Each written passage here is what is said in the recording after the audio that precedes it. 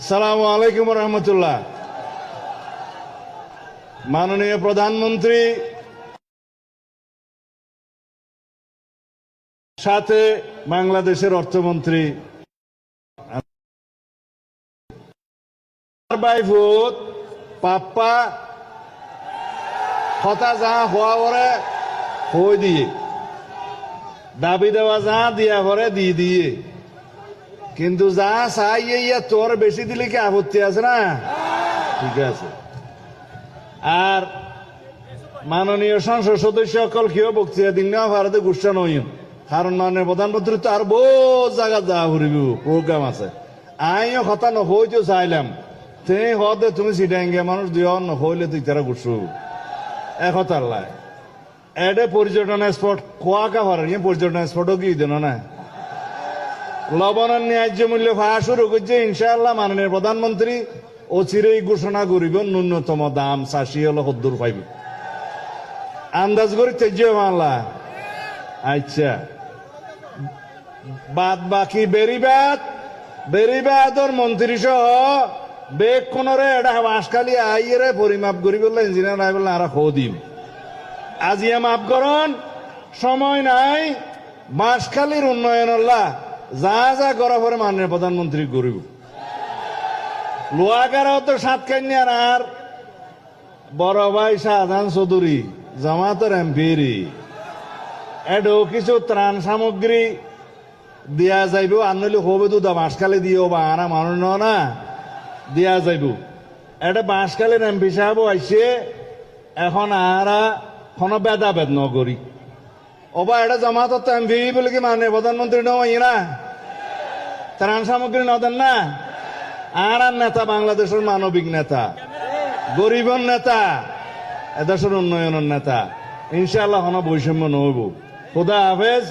I আহ্বান করি মাননীয় অর্থমন্ত্রী জনাব আমির খসরু মাহমুদ চৌধুরী আইয়ের ২ কথা কন। সালাম আলাইকুম। টাইম নাই তো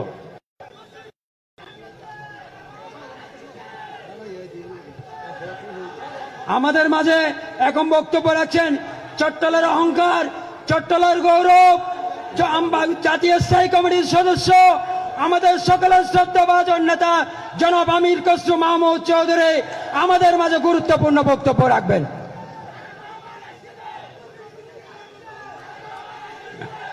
এখন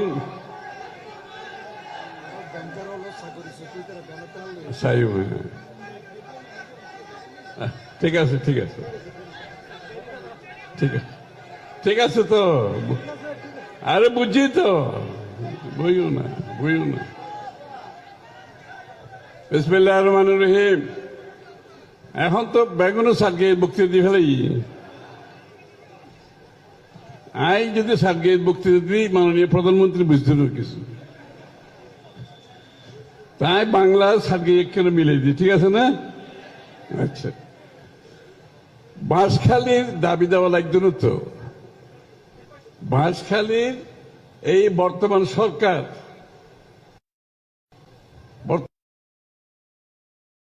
জনাব তারেক রহমানের রাজনীতি কমপ্লিটলি ভিন্ন ধরনের রাজনীতি। এই রাজনীতি আর দেখুন না, গোড়া বাংলাদেশের যুব সমাজ, শিশু, মহিলা,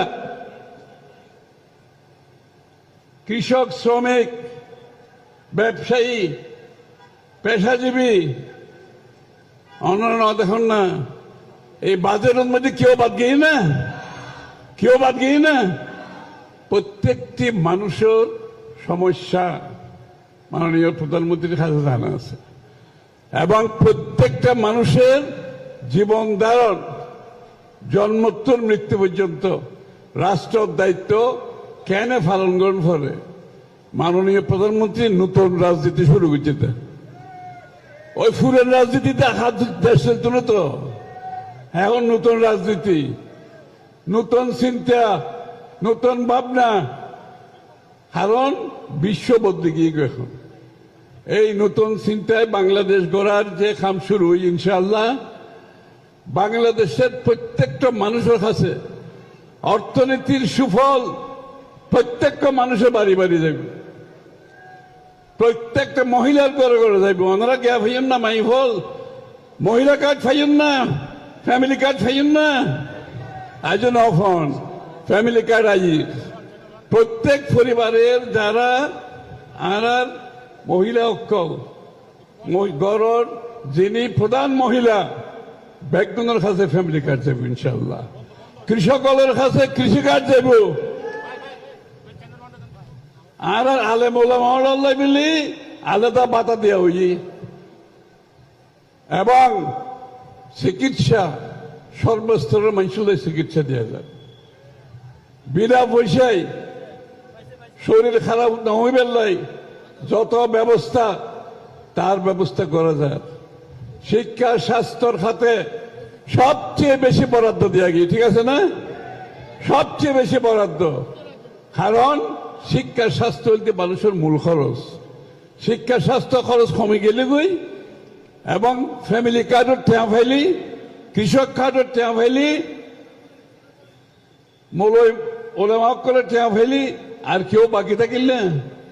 প্রত্যেকটা মানুষের কাছে উন্নয়নের ছোঁয়া, দেশের উন্নয়নের যে ভাগিদার, যে বাংলাদেশের প্রত্যেকটা মানুষ মাননীয় প্রধানমন্ত্রী চিন্তার রাজনীতির মধ্যে ই বলতে ব্যাখ্যানের উদ্ধি প্রত্যেকটা মানুষের লাই। আর বাঁশখালীর উন্নয়নের ব্যাপারে কোনো চিন্তার কোনো কারণ নাই। বাঁশখালীর যত সম্ভাবনা আছে ব্যাগ কিছুটা সরকার খামত লাগাইব। ধন্যবাদ। ধন্যবাদ মাননীয় মন্ত্রী মহোদয়। এখন ত্রাণ বিতরণ কার্যক্রম শুরু হবে। প্রথমেই বিশেষ চাহিদা সম্পন্ন ব্যক্তিদের মাঝে অর্থ বিতরণ করবেন আজকের প্রধান অতিথি মাননীয় প্রধানমন্ত্রী। বিশেষ চাহিদা সম্পন্ন 10 জন ব্যক্তির মধ্যে অর্থ বিতরণ করবেন। আমি আমাদের স্বেচ্ছাসেবকদেরকে পর্যায়ক্রমে তাদেরকে নিয়ে যাওয়ার জন্য অনুরোধ জানাচ্ছি। প্রিয় বাঁশখালীবাসী, এই মুহূর্তে আপনারা দেখতে পাচ্ছেন মাননীয় প্রধান অতিথি, যাকে দেখার জন্য আপনারা সকাল থেকে এই প্রখর রুদ্রের মধ্যে অপেক্ষা করে আছেন। মাননীয় প্রধানমন্ত্রী তারেক রহমান আমাদের বিশেষ চাহিদা সম্পন্ন ব্যক্তিদের মাঝে অর্থ বিতরণ করছেন। প্রিয় এলাকাবাসী, করতালির মাধ্যমে আপনারা উৎসাহিত করুন আমাদের বিশেষ চাহিদা সম্পন্ন ব্যক্তিদেরকে। পর্যায়ক্রমে তাদের 10 জনকে দেওয়া হবে এবং বাকি যারা আছেন তাদেরকেও পরবর্তীতে আমাদের প্রশাসনের মাধ্যমে, আমাদের নেতা মিশকাতুল ইসলাম চৌধুরীর মাধ্যমে দেওয়া হবে।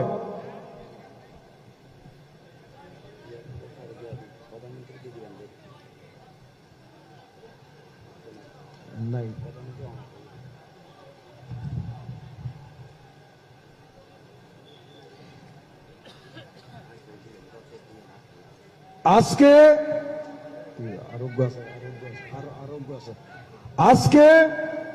আপনারা জানেন বাঁশখালীতে মাননীয় প্রধানমন্ত্রী 100টি ঘর উপহার দিচ্ছেন, কিন্তু এই বাঁশখালীতে সরকারি হিসাব অনুযায়ী আমরা যে তথ্য সংগ্রহ করেছি সেই তথ্য অনুযায়ী 9000 ঘর ক্ষতিগ্রস্ত হয়েছে। 4000 বাড়ি সম্পূর্ণ, 5000 বাড়ি আংশিক। আমরা আশা করি মাননীয় প্রধানমন্ত্রীর দিক নির্দেশনায় বিভিন্ন এনজিও এবং দাতা সংস্থাগুলোর মাধ্যমে আগামী দিনে আমাদের মিশকাতুল ইসলাম চৌধুরী পাপ্পার মাধ্যমে এই বাঁশখালীর বাকি ঘরগুলোর পুনর্বাসন প্রক্রিয়া ইনশাআল্লাহ শুরু হবে। মাননীয় প্রধানমন্ত্রী বিশেষ চাহিদা সম্পন্ন ব্যক্তিদের পরে 6 জন ব্যক্তির কাছে ঘরের চাবি উপর তুলে দেবেন। আমরা যারা ক্ষতিগ্রস্ত বন্যায় প্লাবিত হয়েছে তাদের 6 জন ব্যক্তির কাছে ঘরের চাবি তুলে দেবেন। এরপরে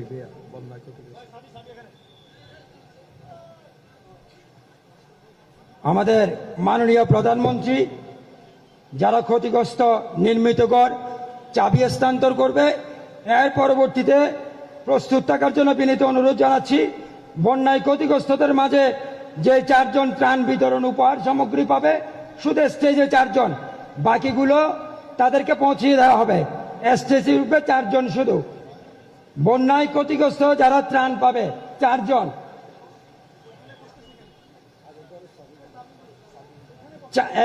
এরপরে চাবির পরে বন্যায় যারা ক্ষতিগ্রস্ত ত্রাণ পাবে তারা 4 জন উঠবে। আগে চাবি গড় হস্তান্তর হবে। অলরেডি যারা চাবি পেয়েছে তারা পান নাই, তাদেরকে চাবি আমাদের উপজেলা প্রশাসন বিসকাতুল ইসলাম চৌধুরী পাপ্পার মাধ্যমে আপনার সমস্ত চাবি হস্তান্তর করবে। শুধু মাননীয় প্রধানমন্ত্রী আমাদের প্রিয় নেতা জনাব তারেক রহমান তাদের আনুষ্ঠানিক চাবিগুলো প্রদান করবে, বাকি চাবিগুলো তাদেরকে পৌঁছিয়ে দেওয়া হবে। চাবি হস্তান্তর করছে। এরপরে বন্যায় ক্ষতিগ্রস্তদের মাঝে ত্রাণ বিতরণ অনুষ্ঠান, 4 জন, শুধু 4 জন উঠবে স্টেজে। আমরা ত্রাণ বিতরণের পরে আমাদের প্রাণপ্রিয় নেতা বাঁশখালীর মানুষরা যারা সারা দিন রাত পরিশ্রম করে বসে রয়েছেন, আমাদের প্রাণপ্রিয় প্রধানমন্ত্রী বক্তব্য রাখবেন। আমাদের আনুষ্ঠানিকতা শেষে, ত্রাণ বিতরণ শেষে আমাদের মাঝে আমাদের প্রধানমন্ত্রী মহোদয় আমাদের বাঁশখালীর উদ্দেশ্যে বক্তব্য রাখবেন, বাঁশখালী গণমানুষের প্রতি বক্তব্য রাখবেন, বাঁশখালী উন্নয়নের যে বক্তব্য রাখবেন। আমরা তার বক্তব্য শুনে আমরা মনে করি আজকের প্রধানমন্ত্রী, বাংলাদেশের প্রধানমন্ত্রী বাঁশখালীতে এসে আমাদেরকে যে আমরা অভিনন্দন জানাচ্ছি, আমাদের আছে বলার ভাষা নেই। আমাদের প্রধানমন্ত্রী সর্বপ্রথম চট্টগ্রামে বাঁশখালী থানায় এসেছে, এজন্য আমরা তাকে করতালির মাধ্যমে তাদেরকে অভিনন্দন জানাই। আমাদের প্রধানমন্ত্রী জনাব তারেক রহমান সর্বপ্রথম চট্টগ্রামে এই বাঁশখালীতে আজকে অবতরণ করেছেন, বাঁশখালী বন্যা দুর্গতদের মাঝে ত্রাণ দিচ্ছেন। আপনাদের সামনে যে চাবিগুলো আপনাদেরকে দেওয়া হয়েছে, যারা ঘরের চাবি পেয়েছেন, আপনারা একটু উঁচু করে ধরেন, সব চাবিগুলো তোলেন।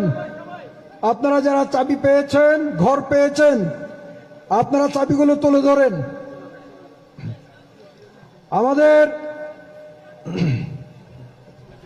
প্রিয় সমাবেশ, এখন আপনাদের সামনে গুরুত্বপূর্ণ বক্তব্য রাখবেন মাননীয় প্রধানমন্ত্রী। আপনার বাবা প্রয়াত রাষ্ট্রপতি শহীদ জিয়াউর রহমান এই বাঁশখালীতে 3 বার এসেছিলেন। আপনার মা দেশনেত্রী বেগম খালেদা জিয়া এই বাঁশখালীতে 5 বার এসেছিলেন। আজকে আপনি এসে এই বাঁশখালীবাসীকে ধন্য করেছেন। আপনাকে বাঁশখালীর পক্ষ থেকে আমরা কৃতজ্ঞতা জানাচ্ছি মাননীয় প্রধানমন্ত্রী। বিসমিল্লাহির রহমানির রহিম। প্রিয় এলাকাবাসী, মুরব্বীবর্গ, মা বোনেরা, আমার দলীয় সহকর্মীবৃন্দ, বিরোধী দলীয় সংসদ সদস্যবৃন্দ, আসসালামু আলাইকুম। কেমন আছেন আপনারা? ভালো আছেন? আলহামদুলিল্লাহ। আমারও আপনাদের সাথে আজকে দেখা হয়ে খুব ভালো লাগছে। আর বিশেষ করে ভালো লাগছে যে এই এলাকার এই কয়েকদিন আগে যে বন্যা হলো, অতিবৃষ্টির কারণে এই বন্যায় বহু মানুষের ঘর বাড়ি নষ্ট হয়ে গিয়েছিল। যাই হোক, আল্লাহর রহমতে তারপরে আমরা 100 গরিব দুস্থ পরিবারকে আমরা আজকে ঘরের চাবি হাতে উঠিয়ে দিতে পেরেছি। এছাড়াও আপনাদের সামনেই আপনারা দেখলেন আরো অনেকগুলো দুস্থ মানুষের কাছে তাদেরকে সহযোগিতার জন্য সরকারের পক্ষ থেকে আমরা আর্থিক সহায়তা তাদেরকে করেছি। কিছু দুস্থ মহিলাকে আমরা চাল দিয়েও সহযোগিতা করেছি। প্রিয় ভাই বোনেরা, আপনাদেরকে এই কথাগুলো বলার কারণ হচ্ছে যে এই যে বর্তমান সরকার, এই সরকারকে আপনারা নির্বাচিত করেছেন। এই বাংলাদেশের মানুষ এই সরকারকে নির্বাচিত করেছে। কাজেই এই সরকারের দায়িত্ব হচ্ছে বাংলাদেশের মানুষের পাশে থাকা। এই সরকারের দায়িত্ব হচ্ছে বাংলাদেশের মানুষের সুখে দুঃখে থাকা। এই সরকারের দায়িত্ব হচ্ছে এই দেশের মানুষকে দেখে রাখা। এই সরকারের দায়িত্ব হচ্ছে এই দেশের মা বোনদের পাশে থাকা। এই সরকারের দায়িত্ব হচ্ছে এই দেশের সন্তানদের লেখাপড়ার ব্যবস্থা করা। এই সরকারের দায়িত্ব হচ্ছে এই দেশের মানুষ যারা অসুস্থ হবে তাদেরকে যথাযথ চিকিৎসার ব্যবস্থা করে দেওয়া। এই সরকারের দায়িত্ব হচ্ছে এই দেশের তরুণ সমাজ, যুবক সমাজ, নারী হোক পুরুষ হোক, তাদের কর্মসংস্থানের ব্যবস্থা করা। প্রিয় ভাই বোনেরা, এই জন্যই আপনারা দেখেছেন নির্বাচনের সময় আমরা বলেছিলাম যে বিএনপি যদি আল্লাহর রহমতে বাংলাদেশের মানুষের ভোটে সরকার গঠনে সক্ষম হয়, তাহলে আমরা মূল কয়েকটি কাজে হাত দেব। তার মধ্যে একটি কাজ ছিল এই দেশের মায়েদেরকে সহযোগিতা করার জন্য, এই দেশের নারীরা যাতে স্বাবলম্বী হতে পারে, সেই জন্য আমরা বলেছিলাম আমরা ফ্যামিলি কার্ড ঘরে ঘরে পৌঁছাবো, যেটি আমির খসরু সাহেব ওনার বক্তব্যে বলেছেন। আপনারা দেখেছেন যে সরকার গঠন হওয়ার 1 মাসের মধ্যে আমরা সেই ফ্যামিলি কার্ডের পাইলট প্রজেক্টের কাজে হাত দিয়েছিলাম, এবং ইনশাআল্লাহ আল্লাহর রহমতে পাইলট প্রজেক্টের কাজ শেষ হয়ে গিয়েছে। এই মাসের 16 তারিখ থেকে আমরা এই ফ্যামিলি কার্ডের কাজ শুরু করছি, এবং ইনশাআল্লাহ সমগ্র বাংলাদেশে এই বছর 26-27 অর্থ বছরে আমরা প্রায় 41 লক্ষ পরিবারের মায়ের হাতে আমরা এই ফ্যামিলি কার্ড ইনশাআল্লাহ তুলে দিব। এবং ইনশাআল্লাহ আপনাদেরও এই এলাকায়, এই অঞ্চলে, এই উপজেলার মধ্যে ইনশাআল্লাহ 10 থেকে 12 হাজার পরিবারের হাতে আমরা ফ্যামিলি কার্ড এই আগামী অর্থ বছরের মধ্যে তুলে দিব, এবং আগামী 4 বছর ধরে এটি চলবে। আরো অনেক মা বোনেরা এই ফ্যামিলি কার্ডের আওতায় আসবেন। কেন আমরা ফ্যামিলি কার্ড দিয়েছিলাম? আমাদের ফ্যামিলি কার্ড দেওয়ার উদ্দেশ্য ছিল, লক্ষ্য ছিল, যাতে ভাইদের পাশাপাশি যাতে বোনেরাও সংসারের হাল ধরতে পারে, একটি স্বাবলম্বী পরিবার গড়ে তুলতে পারে, সন্তানদের লেখাপড়া দেখতে পারে, সন্তানদের স্বাস্থ্য সেবা যাতে দিতে পারে মায়েরা, সেই জন্য মাদের হাতকে শক্তিশালী করার জন্য আমরা এই ফ্যামিলি কার্ডের ব্যবস্থা করেছি। শুধু ফ্যামিলি কার্ডই নয়, ফ্যামিলি কার্ডের পাশাপাশি আমরা কৃষক কার্ডেরও ব্যবস্থা করেছি। এই যে বাঁশখালীর কিছু অংশে লবণ চাষী ভাইরা আছে না, লবণ চাষী ভাইরা, শুধু যে যারা ধান, পাট বা অন্যান্য শাকসবজি বা অন্যান্য ফসল চাষবাস করে তারাই যে শুধু কৃষক কার্ড পাবে তা নয়, এমনকি লবণ চাষী ভাই যারা আছেন ইনশাআল্লাহ তারাও, এমনকি লবণ চাষী ভাই যারা আছে তাদেরকেও ইনশাআল্লাহ আমরা ফ্যামিলি কার্ড তাদের হাতে পৌঁছে দিব।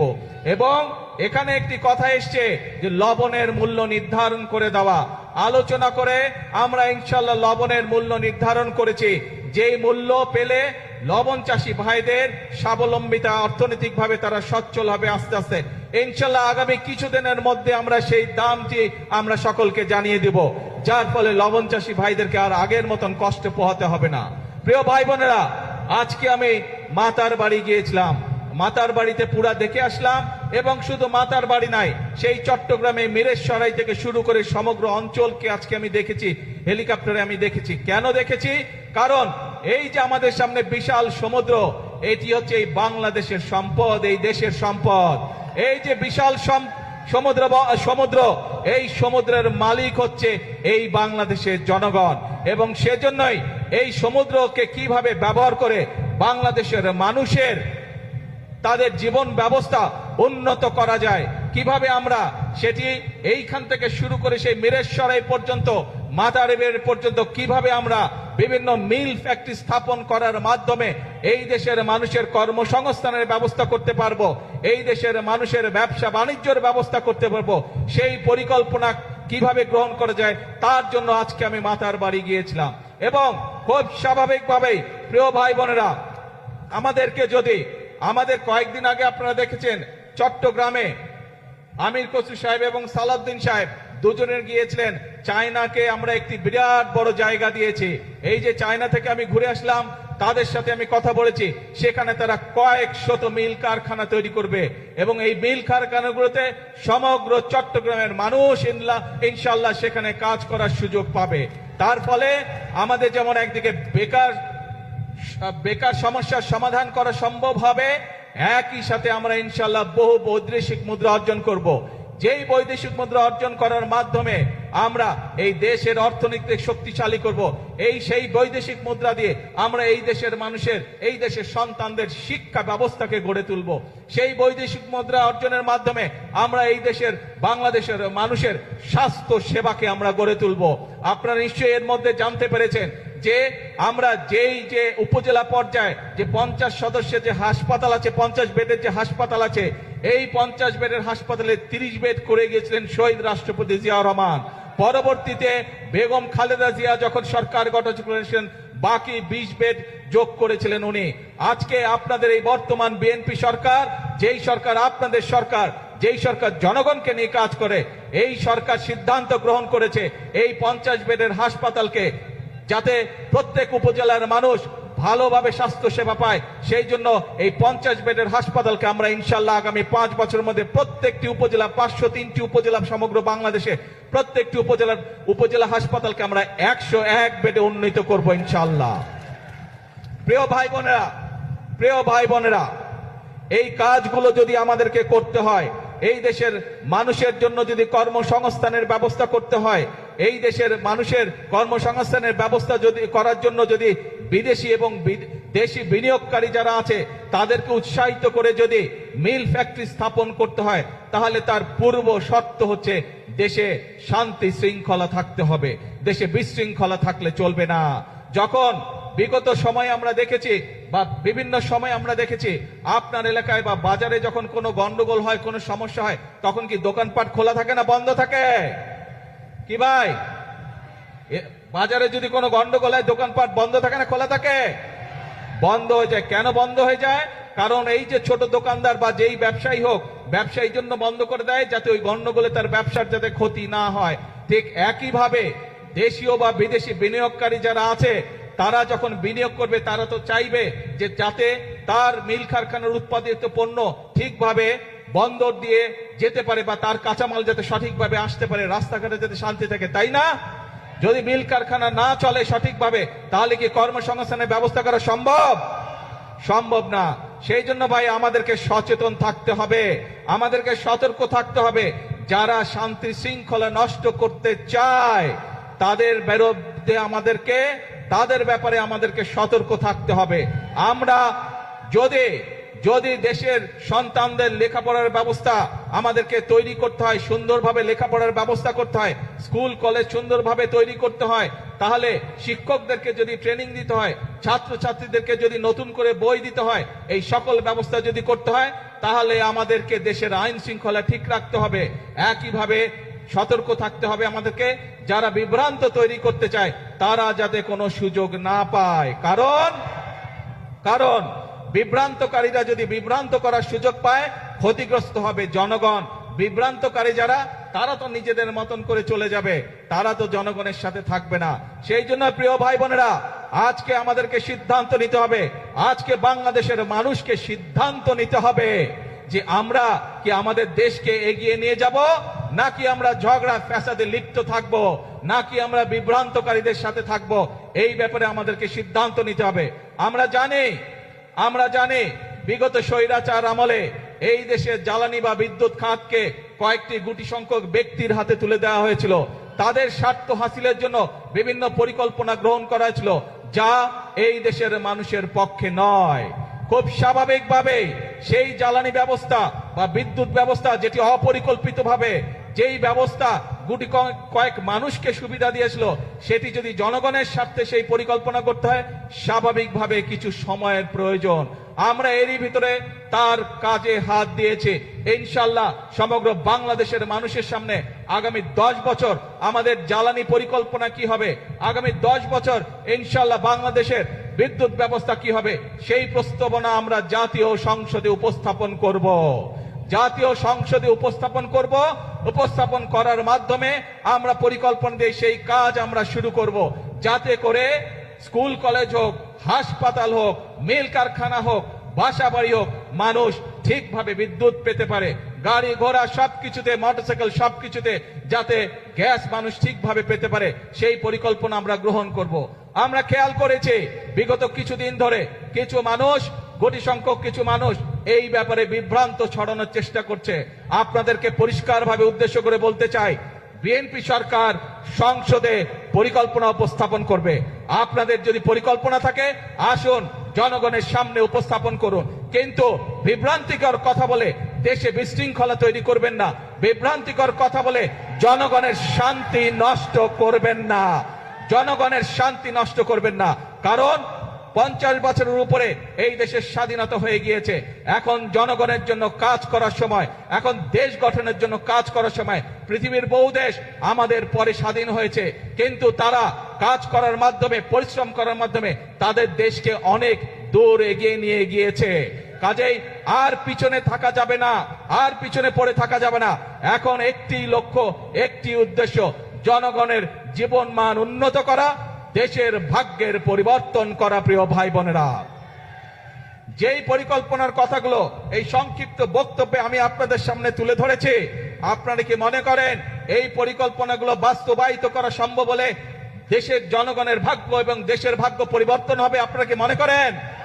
কি ভাই, জনসভার পিছনে যারা আছে, আপনারা কি মনে করেন আমরা সঠিক পরিকল্পনা গ্রহণ করেছি? এই যে শিল্প কলকারখানা, বিদ্যুৎ, জ্বালানি, ফ্যামিলি কার, কৃষক কার, এই যে পরিকল্পনা গ্রহণ করেছে, এগুলো জনগণের পক্ষে ঠিক আছে? যদি ঠিক আছে ভাই, তাহলে আপনাদের সমর্থন থাকতে হবে। কারণ আমরা সবসময় বলি, আমাদের অর্থাৎ বাংলাদেশ জাতীয়তাবাদী দল বিএনপির সকল ক্ষমতার উৎস হচ্ছে জনগণ। জনগণের সমর্থন থাকলে আমরা প্রত্যেকটি জনগণের স্বার্থে যতগুলি কর্মসূচি, সবগুলো ইনশাআল্লাহ আল্লাহর রহমতে আমরা বাস্তবায়ন করতে সক্ষম হব।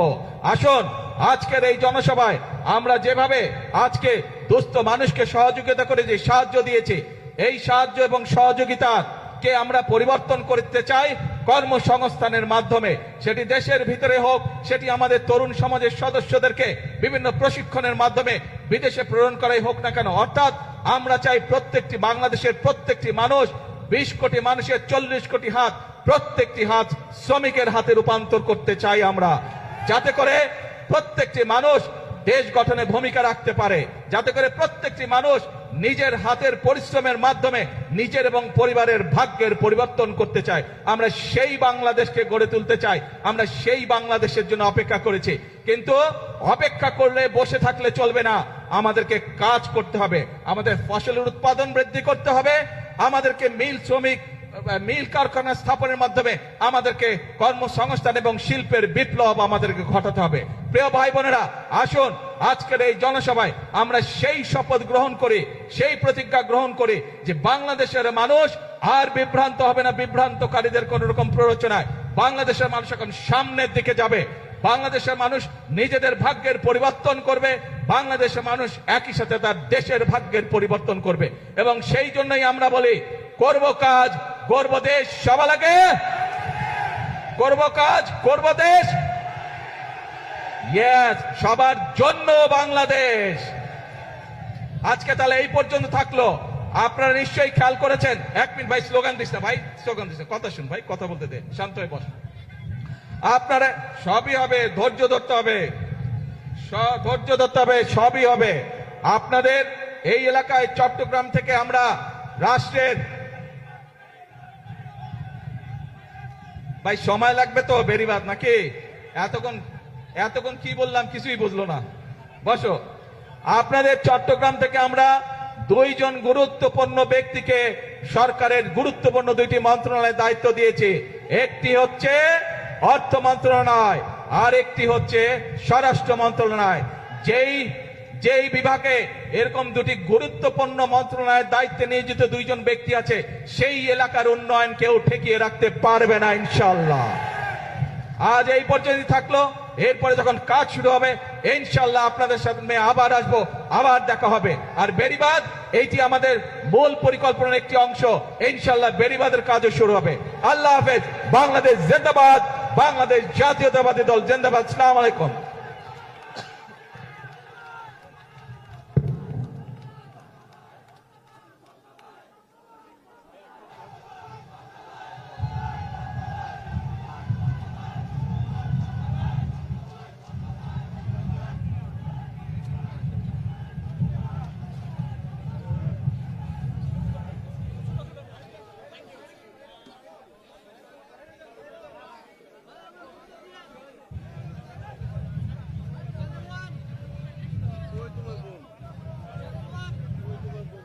আমি তো চ্যানেল 1 দেখি না, 71 আছে।